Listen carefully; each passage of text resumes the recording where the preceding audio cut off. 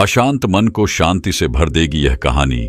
आपके डर और चिंता को पूरी तरह से खत्म करके सकारात्मक ऊर्जा से कैसे भरना है, यह आपको इस रोचक और रहस्यमय कहानी को सुनने के बाद पता चलेगा। तो चलिए बिना देर किए उस रहस्यमय कहानी की शुरुआत करते हैं। एक समय की बात है, हिमालय की खाड़ी के किनारे एक शांत गांव में राहुल नाम का एक युवा लड़का रहता था। राहुल अपने क्रोधी स्वभाव और चंचल मन के कारण गांव भर में प्रसिद्ध था। उसका मन हर समय विचारों से भरा रहता था। सोचो कि उसके विचारों के तूफान ने उसके मन को एकदम बेचैन कर दिया था। उसके जीवन से शांति मानो गायब हो गई थी और वह हमेशा अपने ही ख्यालों में खोया रहता था और तनावपूर्ण जीवन जी रहा था। उनके अशांत मन और क्रोध के कारण उनके अपने परिवार के सदस्यों और गांव वालों से भी संबंध अच्छे नहीं थे, जिससे वह और भी अधिक अकेला और अपमानित महसूस करने लगा। वह और भी अधिक मानसिक तनाव की स्थिति में चला जाता है। एक समय की बात है, राहुल अपने गांव की गलियों में घूम रहा था। तभी उनकी मुलाकात एक बौद्ध भिक्षु से हुई, जो एक पेड़ की छाया के नीचे ध्यान में बैठे थे। बौद्ध भिक्षु के चेहरे से निर्मल शांति की आभा झलक रही थी। इस असीम शांति में राहुल बौद्ध भिक्षु की ओर आकर्षित हुआ। जब राहुल बौद्ध भिक्षु के करीब आया तो उसे अपने आसपास एक सकारात्मक ऊर्जा का एहसास हुआ।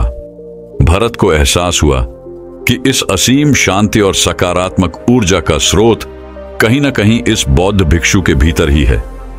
इसलिए वह वहीं बैठकर उसकी आंखें खुलने का इंतजार करने लगा। थोड़ी देर बाद जब बौद्ध भिक्षु की आंख खुली तो उसने एक युवा लड़के को अपने सामने बैठा पाया, जो बहुत तनावग्रस्त और नकारात्मक भावनाओं से भरा हुआ लग रहा था। राहुल ने बौद्ध भिक्षु की ओर उदार भाव से देखा और बहुत विनम्रता से कहा, मालिक, मेरा मन बहुत अशांत है और मेरे मन के विचार मुझे खाए जा रहे हैं। मुझे एक पल के लिए भी शांति महसूस नहीं होती। क्या आप मुझे सिखा सकते हैं कि मैं अपने अशांत मन को कैसे शांत करूं? बौद्ध भिक्षु ने राहुल की पीड़ा को समझते हुए करुण दृष्टि से देखा और कहा, मेरे प्यारे बच्चे, मैं तुम्हें एक कहानी सुनाना चाहता हूं। इस कहानी में मानसिक शांति और खुशी के रहस्य छिपे हैं। क्या आप कहानी सुनना चाहेंगे? राहुल ने हाँ में सिर हिलाया और पूरी एकाग्रता से कहानी सुनने को तैयार हो गया। उनके अंदर जिज्ञासा चरम पर थी। वो कहानी सुनने को बेताब था। बहुत समय पहले की बात है। एक नगर में शक्ति नाम का एक आदमी रहता था। शक्ति बेहद महत्वाकांक्षी व्यक्ति थे और उन्हें हर काम में लोगों से मदद की जरूरत पड़ती थी। यदि उसे किसी से असफलता और बुराई सुनने को मिलती थी तो वह गहरी चिंता और तनाव में चला जाता था। उनका मानना था कि सफलता और भौतिक शक्तियां वांछित खुशी देंगी, लेकिन वह जितना सफलता और प्रशंसा के पीछे भागता था उतना ही मानसिक तनाव में डूबता जाता था। लेकिन अचानक शक्ति का सामना उस समय के मशहूर बौद्ध भिक्षु से हो गया, जिसका नाम महाकौशल था। महाकौशल अपने शिष्यों को ध्यान की शिक्षा देते थे और वह स्वयं एक बहुत ही ध्यानमग्न और प्रबुद्ध व्यक्ति थे। महाकौशल की अद्भुत एकाग्रता से प्रभावित शक्ति ने उनसे अपने भटकते मन को शांत करने का उपाय जानना चाहा। शक्ति ने कहा कि महंत मैं हमेशा सफलता के पीछे भागता हूं और लगातार अधिक हासिल करने की कोशिश करता हूं, फिर भी मुझे कोई क्षणिक संतुष्टि या आत्मसंतुष्टि नहीं मिलती। इस निरंतर बेचैनी के बीच मैं शांति कैसे पा सकता हूं? बौद्ध भिक्षु ने करुण दृष्टि से उसकी ओर देखा और उत्तर दिया, आपका मन एक अशांत नदी की तरह है जो हमेशा बहती रहती है। आप कभी भी शांत नहीं रह सकते। इसलिए इस अशांत मन को शांत करने के लिए आपको अपने विचारों को बिना किसी रुकावट के जाने देने की कला सीखनी होगी। शक्ति को आश्चर्य हुआ और उसने पूछा कि मैं अपने विचारों को कैसे जाने दूं? आखिर मैं भी तो अपनी इच्छाओं और महत्वाकांक्षाओं से बंधा हुआ हूं। यह सुनकर बौद्ध भिक्षु मुस्कुरा दिए। बौद्ध भिक्षु कहा, कल्पना करें कि आपके हाथ में पानी का एक गिलास है। अब आप इसे जितनी देर तक पकड़ कर रखेंगे यह उतना ही भारी होता जाएगा, और अगर आप इसे काफी देर तक पकड़े रहेंगे तो आपके हाथ में दर्द होने लगेगा। लेकिन अगर आप उस पकड़ को ढीला कर दें और छोड़ दें तो आपका बोझ खत्म हो जाएगा। राहुल ने पूरी कहानी और उसका संदेश ध्यानपूर्वक सुना। वह समझ गया कि अपने विचारों और इच्छाओं से चिपके रहने से उसका बोझ बढ़ जाता है और अंदर ही अंदर अशांति पैदा कर देता है। अब राहुल को कहानी का अंत सुनने की उत्सुकता से प्रतीक्षा थी। कहकर बौद्ध भिक्षु ने कहानी जारी रखी। एक बौद्ध भिक्षु की बात मानकर शक्ति ने विचारों को त्यागने का अभ्यास शुरू कर दिया। वह बिना किसी पूर्व निर्णय के अपने विचारों और भावनाओं को आते और जाते देखता था। अब उसने विचारों को पकड़ना बंद कर दिया था। विचार उठते थे और अपने आप चले जाते थे। धीरे धीरे उसे यह एहसास होने लगा कि उसकी इच्छा और भावना ही सभी दुखों का कारण है। जैसे जैसे शक्ति ध्यान में गहरे उतरते गए, उन्होंने पाया कि वर्तमान में जीना ही आंतरिक शांति का एकमात्र स्रोत है। वह खुद को वर्तमान में स्थापित करके अपने मन की निरंतर बकवास से छुटकारा पा सकता था। धीरे धीरे शक्ति का मन एक शांत झील की तरह हो गया, जो बाहरी दुनिया को अपने अंदर प्रतिबिंबित करती है। उन्होंने जीवन की सादगी में संतोष को अधिक महत्व दिया और भौतिक संपत्ति के प्रति अपना लगाव छोड़ दिया। जैसे ही शक्ति में ऐसे बदलाव की खबर लोगों के बीच फैली, दूर दूर से लोग मार्गदर्शन लेने आने लगे। लोगों को विचारों को मुक्त करने की कला सिखाना और उन्हें अपने भीतर शांति खोजने के लिए मार्गदर्शन करना, वह लोगों के बीच शांति और ज्ञान का प्रतीक बन गया। शक्ति और साधु की कहानी समाप्त कर महाकौशल बौद्ध भिक्षु कुछ देर के लिए चुप हो गए, ताकि इस कहानी का अर्थ राहुल के मन में अच्छी तरह बैठ जाए। राहुल ने बौद्ध भिक्षु की ओर देखा तो उनकी आंखों में अब एक नई समझ दिखाई दे रही थी। राहुल ने धीरे से कहा कि मुझे इस कहानी में ज्ञान दिखता है, लेकिन मैं इसे अपने जीवन में कैसे लागू करूं? मैं अपने अशांत मन को कैसे शांत कर सकता हूं? राहुल के इस सवाल पर बौद्ध भिक्षु गर्मजोशी से मुस्कुराते हैं और फिर कहा कि अशांत मन को शांत करने का अभ्यास आत्म जागरूकता से शुरू होता है। अपने भीतर उठने वाले विचारों का निरीक्षण करने के लिए प्रतिदिन कुछ समय निकालें। उन भावनाओं पर ध्यान दें जो आपके मन में आती हैं और देखें कि वे कैसे आती हैं और आकाश में गुजरते बादलों की तरह चली जाती हैं। राहुल ने आंखें बंद कर लीं और बौद्ध भिक्षु के कहे अनुसार अपने विचारों का अवलोकन करने लगे। जैसे ही उसने अपने भीतर उठने वाले विचारों पर ध्यान देना शुरू किया, उसे इसका एहसास हुआ। उसे अपने अंदर चिंता और इच्छाओं की एक निरंतर धारा बहती हुई महसूस हुई। सिर्फ एक एहसास ने ही उसे एक अद्भुत शांति का एहसास कराया। उन्हें यह भी एहसास हुआ कि यह सभी विचारों और भावनाओं से अलग है। बौद्ध भिक्षु ने आगे कहा कि जैसे शक्ति ने खुद को सभी मोहमाया से अलग कर लिया था, वैसे ही अपने मन को अशांतकारी विचारों और भावनाओं से मुक्त करने का अभ्यास विकसित करो। बिना किसी पूर्वाग्रह के विचार को वैसे ही स्वीकार करें जैसे वह आता है, और फिर धीरे धीरे उन्हें जाने दें और अपना ध्यान वर्तमान क्षण पर केंद्रित करें।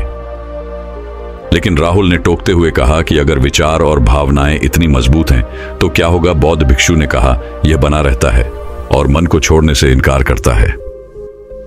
बौद्ध भिक्षु ने राहुल की बात से सहमति जताते हुए सिर हिलाया और कहा, ऐसे कई मौके आएंगे जब आपके मन में सवालों का बवंडर चल रहा होगा। जब आपका दिमाग आपकी बात ही नहीं सुनेगा तो ऐसे में आपको अपनी सांसों की ताकत पर विश्वास करना होगा। एक बार फिर भिक्षु ने राहुल से कहा, अपनी आंखें बंद करो और अपनी सांसों पर ध्यान केंद्रित करने के लिए अपने पेट को ऊपर उठता हुआ और मत्ता हुआ महसूस करें। बौद्ध भिक्षु ने बताया कि जब भी आपका मन अशांत हो तो तुरंत अपनी सांसों पर लौट आएं। सांस की वाद्य गति आपको तुरंत वर्तमान के चरणों में वापस खींच लेगी और आपको शांति का अनुभव कराएंगी। एक बौद्ध भिक्षु के निर्देशानुसार आने और जाने वाली सांसों पर ध्यान केंद्रित करने का प्रयास करें। इस छोटे से व्यायाम से उन्हें मानसिक शांति का अनुभव हुआ। उसे याद आया कि उसकी सांसें हमेशा उसके साथ थीं, जो उसे वर्तमान क्षण की याद दिलाती थी, आराम और शांति लाती है।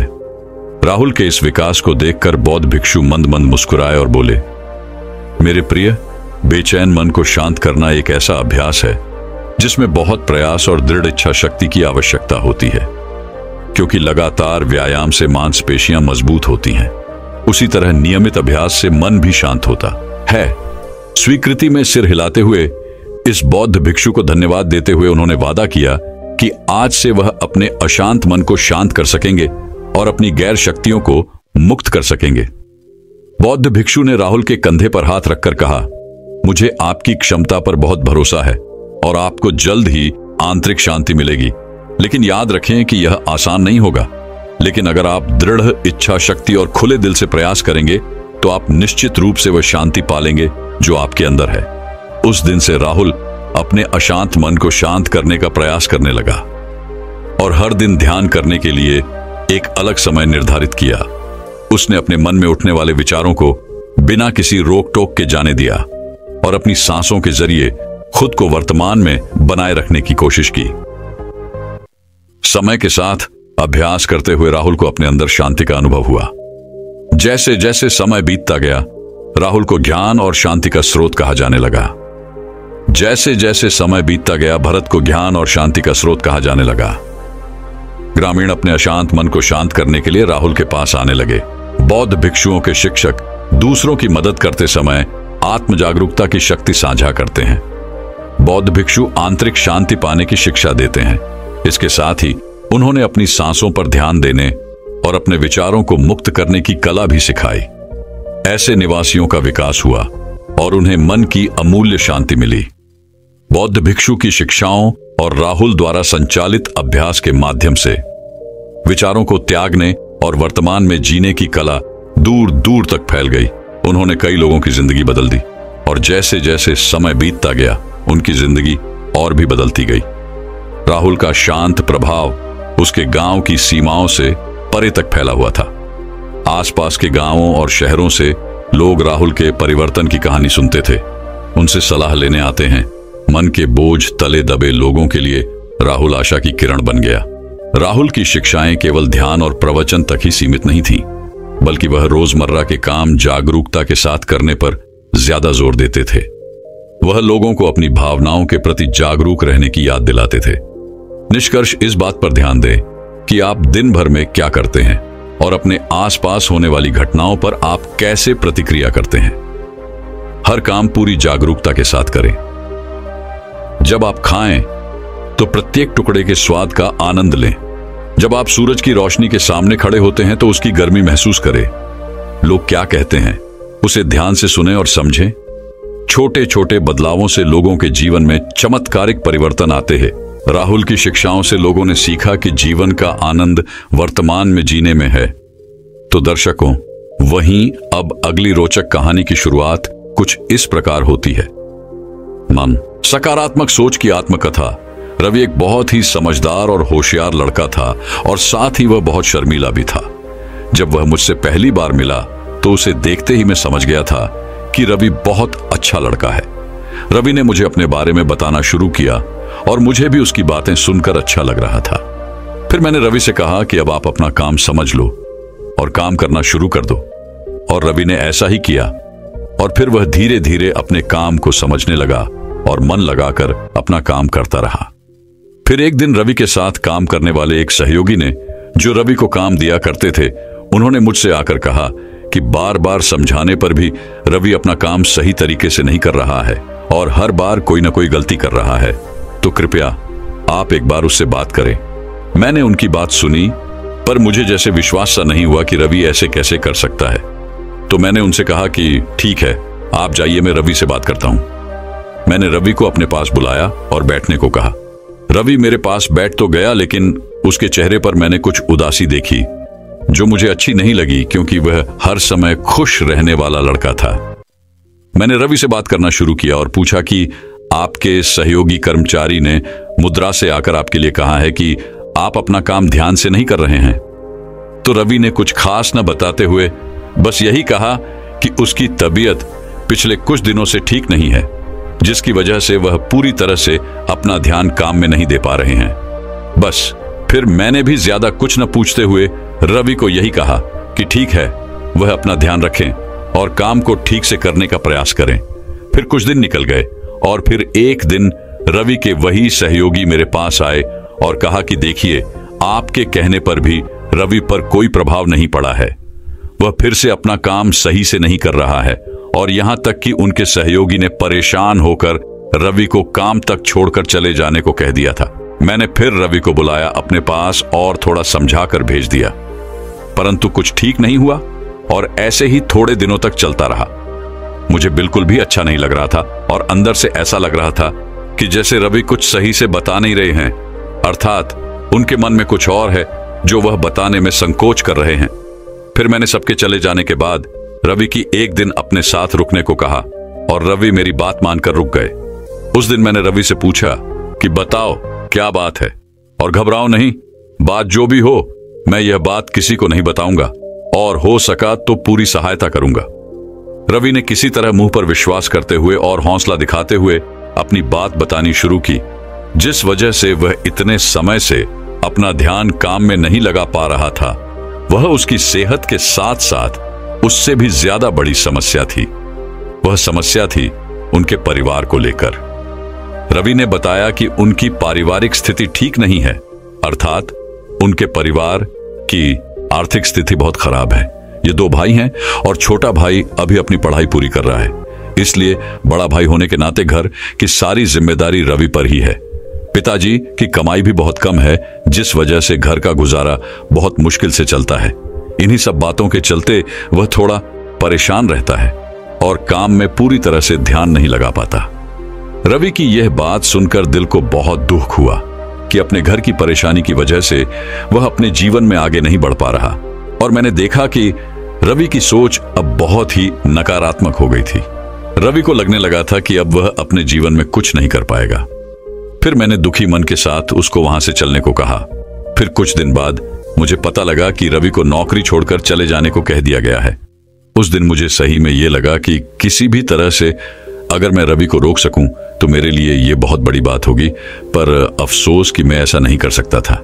लेकिन उस समय मैंने ये जरूर सोचा था कि अब मैं रवि को इस तरह से उदास और नकारात्मक सोच के साथ नहीं रहने दूंगा और रवि में इतना आत्मविश्वास भर दूंगा कि वह एक कामयाब इंसान बन सके। दोस्तों, आपको यह जानकर खुशी होगी कि मैं ऐसा करने में कामयाब भी रहा। रवि की नौकरी के आखिरी दिन में रवि से मिला और लगभग 1 घंटा रवि के साथ बिताया और उनको जीवन की सच्चाई से अवगत करवाने की कोशिश की। रवि के साथ बहुत सारी बातें करते हुए रवि को बताया कि आना और जाना तो सबके साथ है, परंतु हम जहां से भी निकलकर आगे जाएं, वहां से कुछ सीख कर जाना चाहिए। आगे बढ़ो और कभी न रुको, बस यही करना है हमेशा। ऐसा कभी नहीं सोचना कि मेरे साथ यह गलत हुआ, सिर्फ यही मन में आना चाहिए कि जो होता है वह अच्छे के लिए ही होता है। फिर मैंने रवि को बेस्ट ऑफ लक बोला और चलने को कहा।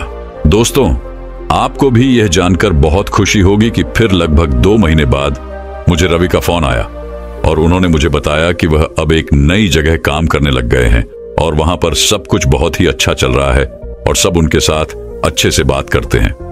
उस दिन रवि ने मुझसे कहा, सर, यह सब कुछ आपकी वजह से संभव हो पाया है। अगर उस दिन आपने मुझे वह सब कुछ नहीं समझाया होता तो आज पता नहीं मैं क्या कर रहा होता। जो आपने उस दिन मुझसे कहा वह मैंने अपने दिमाग और जीवन में उतार लिया और ये उसी का परिणाम है। उस दिन रवि से ज्यादा खुश शायद मैं था, क्योंकि मुझे लग रहा था कि यह मेरे लिए बहुत बड़ी बात है कि अगर मेरी सकारात्मक सोच की वजह से किसी की नकारात्मक सोच बदल सकती है और वह अपने जीवन में कुछ अच्छा हासिल करने में समर्थ हो सकता है, तो इससे अच्छी बात और क्या हो सकती है। तो देखा दोस्तों, किस तरह सकारात्मक सोच हमारे जीवन में महत्वपूर्ण भूमिका अदा करती है। तो दर्शकों, वहीं अब अगली रोचक कहानी की शुरुआत कुछ इस प्रकार होती है। एक दिन एक प्रोफेसर जैसे ही अपनी क्लास में आए, उन्होंने विद्यार्थियों से एक सरप्राइज टेस्ट लेने के बारे में पूछा। सभी विद्यार्थी अपने अपने डेस्क पर चिंतित होकर टेस्ट के बारे में सोच रहे थे। तभी प्रोफेसर ने सारी प्रश्न पत्रिका अपने हाथों में ली। प्रोफेसर के चेहरे से ऐसा लग रहा था जैसे टेस्ट बहुत मुश्किल होगी। उन्होंने एक एक करके सारी प्रश्न पत्रिका विद्यार्थियों को दी और उसे पलटने को कहते हुए टेस्ट शुरू करने के लिए कहा। पेज पलटते ही सभी को आश्चर्य हुआ, क्योंकि वहां कोई प्रश्न नहीं लिखा हुआ था, केवल पेज के बीच में एक काला डॉट बिंदु था। प्रोफेसर शांति से सभी के हाव भाव को देख ही रहे थे।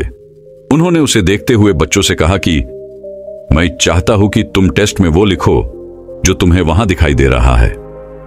इसे सुनते ही सभी विद्यार्थी चिंतित हो कहते और बिना कुछ सोचे समझे लिखने लगे।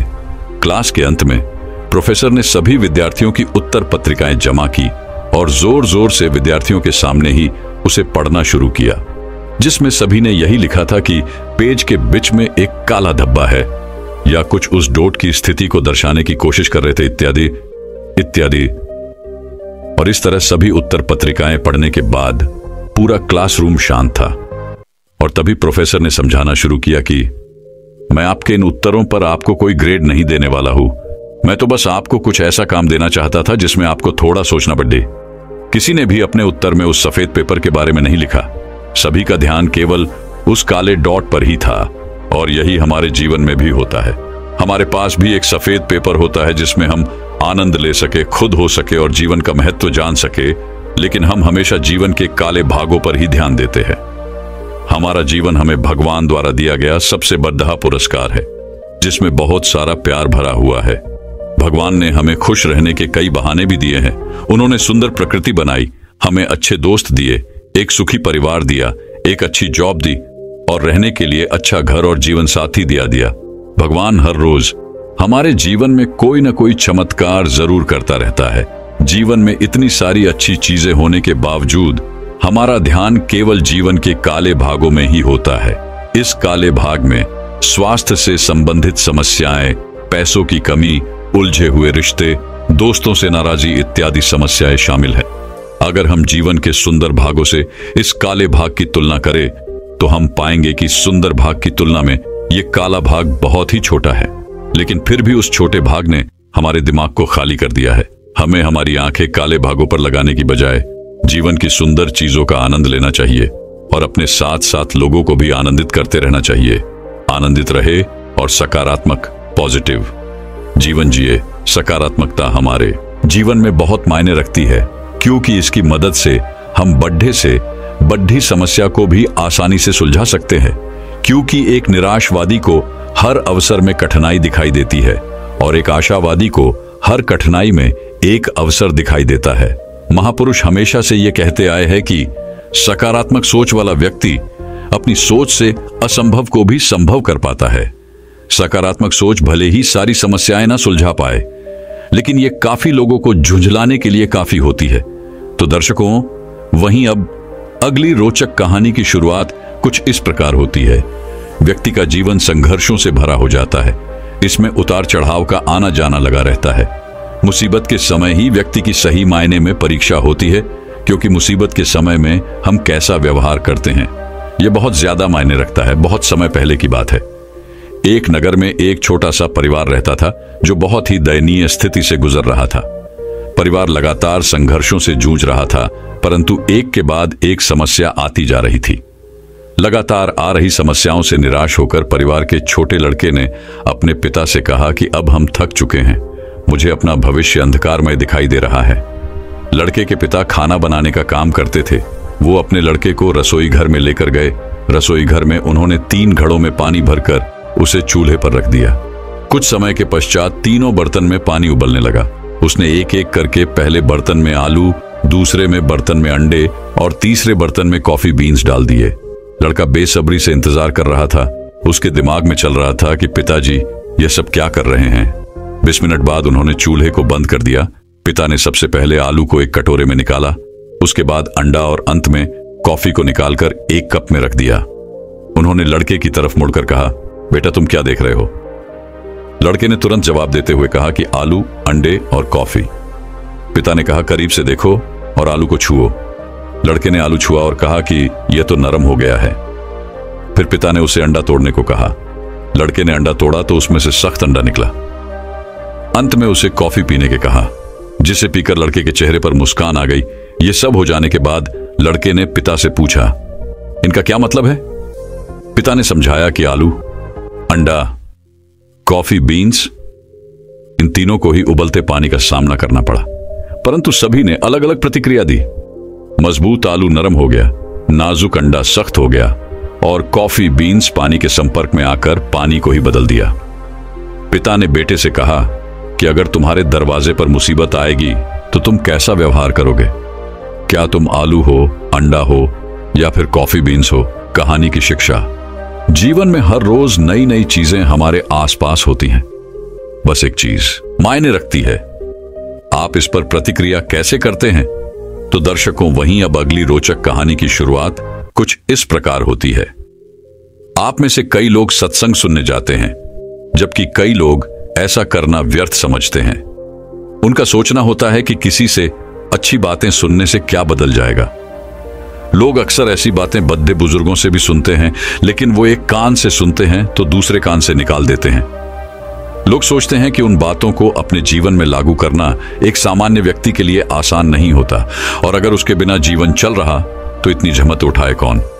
सत्संग को लेकर जब ऐसी ही समस्या एक व्यक्ति ने गौतम बुद्ध के सामने रखी, तो जानिए गौतम बुद्ध ने इस पर क्या कहा। बुद्ध हर हफ्ते नए गांव जाकर वहां लोगों को उपदेश दिया करते थे।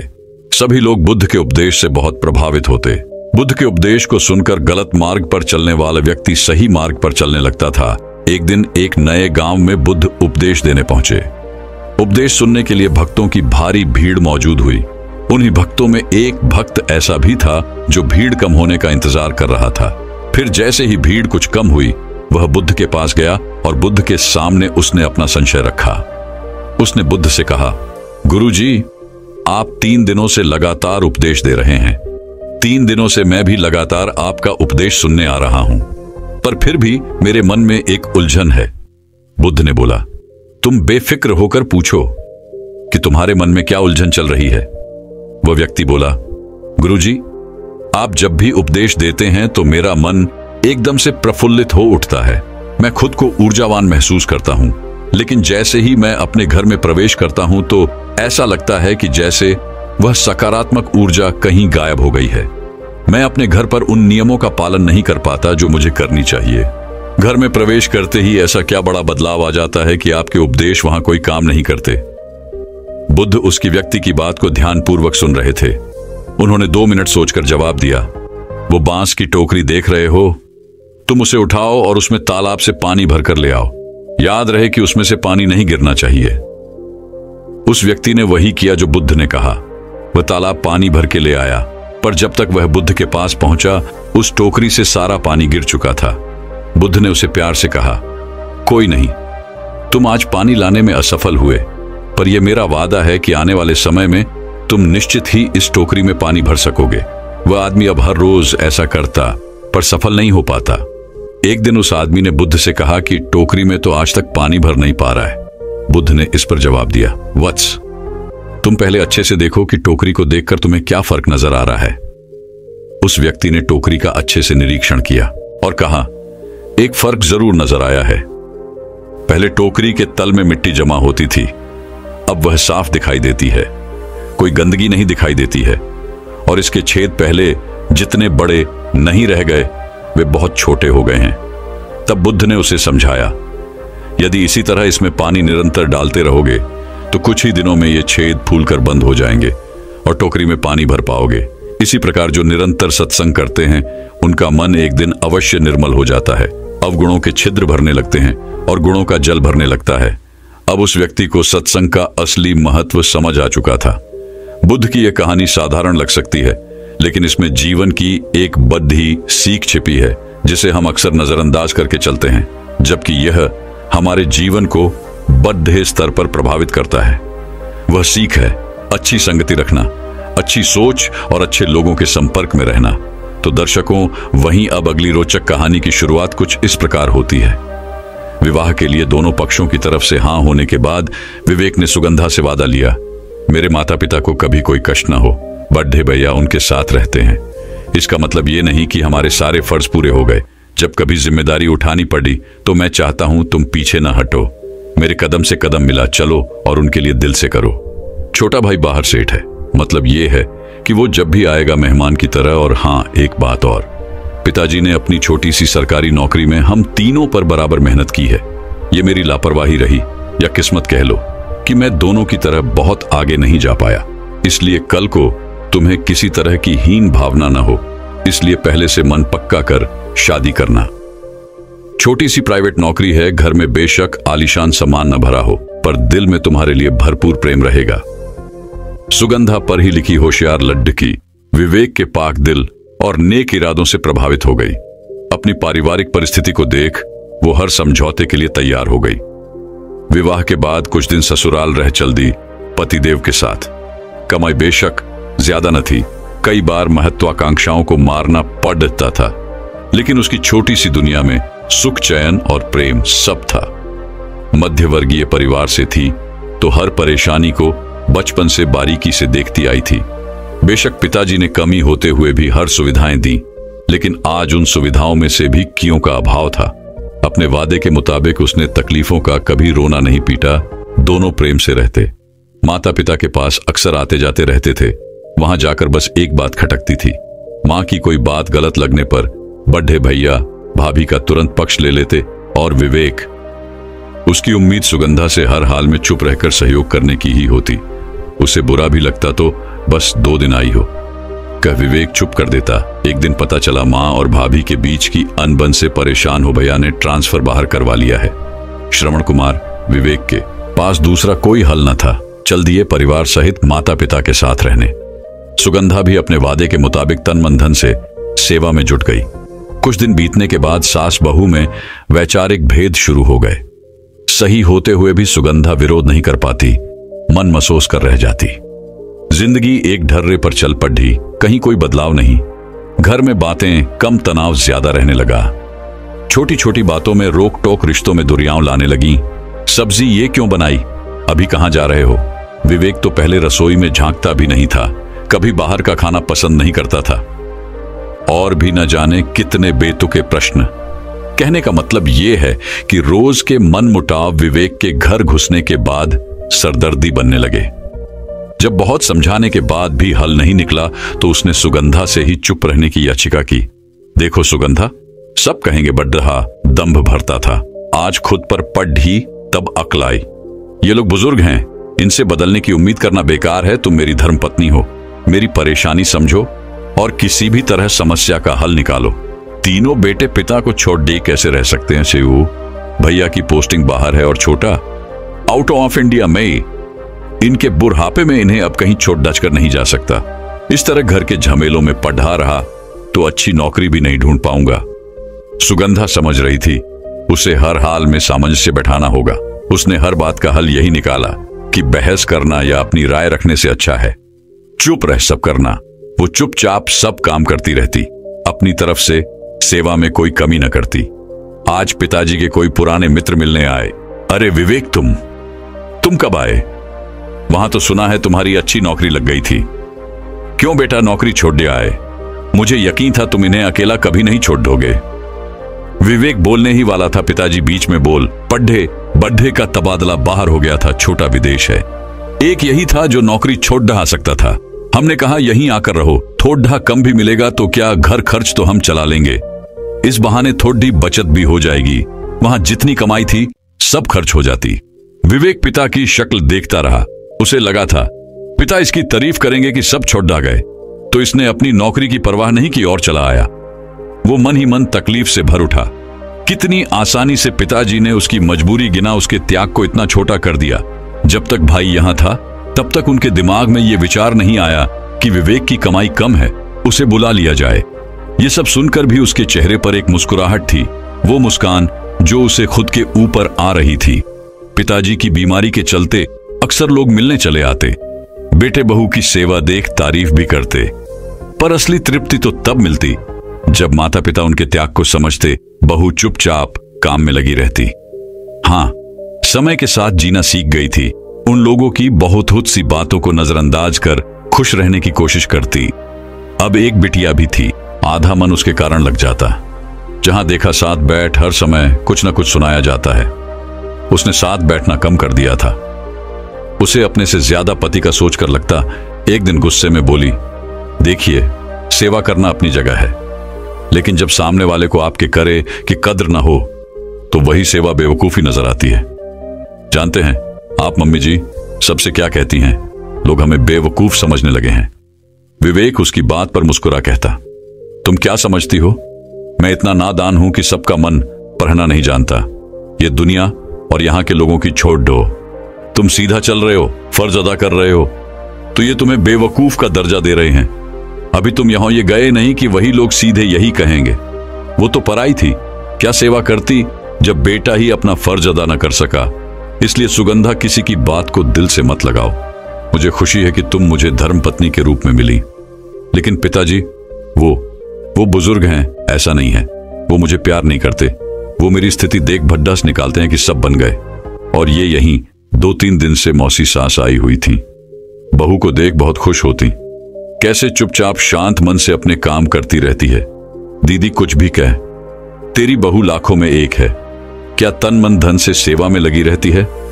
बड्ढे के क्या हाल हैं और छोटा, वो सब कैसे हैं? पिताजी बीच में ही गर्व से बोले, दोनों बहुत होनहार हैं, अच्छी कमाई करते हैं। उन दोनों ने मेरी मेहनत सफल कर दी। शान से कह सकता हूं दोनों लायक हैं। उनके ऊपर पैसा लगाया तो आज उन्होंने सर उठाने लायक रखा है। जीजा जी, लायक तो विवेक है, बड्डहा तो बीमारी की हालत में भी आपको छोड़ चला गया, और इसे देखो, अपना आगा देखा ना पीछा, सब छोड़ सेवा में चला आया। देखो साली साहिब, सेवा करता है तो उसे उसका मेवा भी मिलता है। दोनों लायक थे, निकल गए। हमने तो इस पर भी उतनी ही मेहनत की थी, कुछ बनता तो ये कौन सा रुकता, शुरू से नालायक था, कभी किसी की नहीं सुनी। आज यहाँ है तो हमारी वजह से 2 पैसे बचा लेता है। ये नहीं होता तब भी हम इतने समर्थ तो थे ही कि अपनी व्यवस्था करते।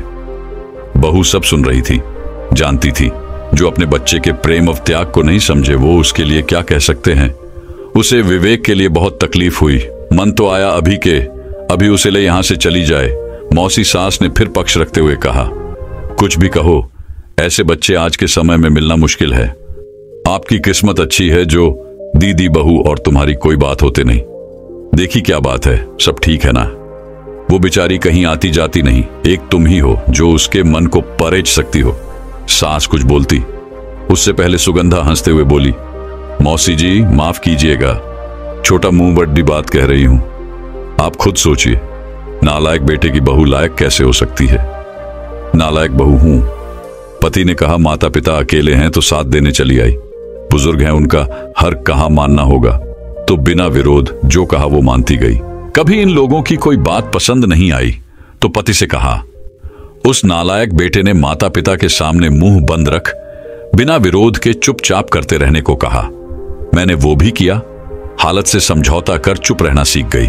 पर बेटा सब कुछ करने के बाद भी नालायक ही रहा, तो मैं कैसे लायक हो सकती थी। उनके त्याग, सेवा और फर्ज का ये सिला मिलेगा। अगर समय रहते समझती तो आज अफसोस ये है कि ये नालायकी मैंने तब दिखाई होती जब सब कुछ छोड़ डाचादी कर यहां आने को तैयार हुए थे। बहू की बात से सास ससुर के चेहरे का रंग उड़ गया। आज से ये नालायक बहू बिल्कुल नालायक हो चुकी है, क्योंकि अंतरात्मा की आवाज को रोक नहीं पाई। अपने मन की कह नालायक बहू फिर चुपचाप अपने फर्ज अदा करने में लग गई। किसी के सीधेपन और फर्ज को उसका स्वार्थ बता कम मत आंकिए। मन का सुकून हर किसी को चाहिए। किसी के मन से की गई सेवा भाव को स्वार्थ का जामा पहना, उसके मन के साथ खिलवाड़ क्यों। भावनाएं हर किसी में होती हैं, पर समय पर अभिव्यक्त कराने वाले के विचारों की कद्र करनी चाहिए। दोस्तों, मैं उम्मीद करता हूं कि यह कहानी सुनने से आपके जीवन में अच्छे बदलाव आए होंगे। आपको इस वीडियो से क्या सीखने मिला ये कमेंट करके जरूर बताएं, और अपने परिवार, दोस्तों या आपके करीबी इंसान के साथ ये कहानी शेयर करके उन्हें भी इस ज्ञान से परिचित करवाएं। बाकी अगर आपको यह वीडियो दिल से अच्छी लगी हो तभी इस वीडियो को लाइक कर देना, और आपने अब तक इस चैनल को सब्सक्राइब ना किया हो तो चैनल को सब्सक्राइब भी जरूर कर देना। आपका हर दिन शुभ हो और खुशियों से आपका जीवन भरा रहे। धन्यवाद। नमो बुद्धाय।